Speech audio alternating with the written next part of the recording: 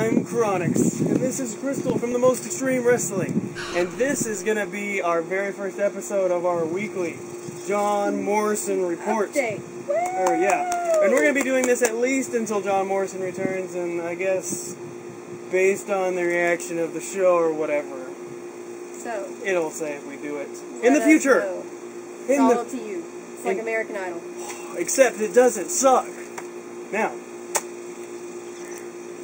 it seems weird like talking about John Morrison without John Morrison actually being here with us. Well, I have my action figure, but he's just an action figure. Yeah, but what if we could make him like our size? That would be cool, but it is unfortunately impossible with today's technology. Yeah, but we have the technology of the future. From the future. Just like John Morrison's career as WWE champion.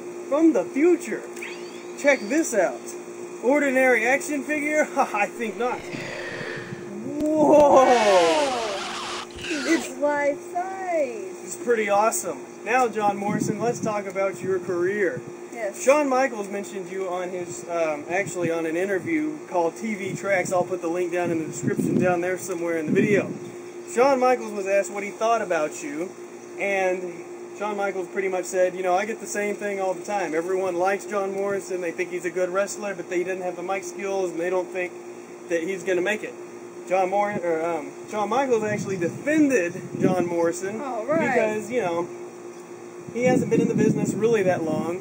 At this, you know, said, he hasn't had a chance to build up and do his thing yet. Really. If you compare Shawn Michaels' career, they were both in tag teams for a long time, and they both sucked on the microphone for a long time until they got better. So, I feel like that they're helping John Morrison get better by pushing him with all these different like promotional things, going to like Asia. Exactly. He just went to Asia. Video game stuff. Yeah, he did the All-Star. He did, you know, a bunch of the video games. So they're like trying to help him off camera be a better promoter.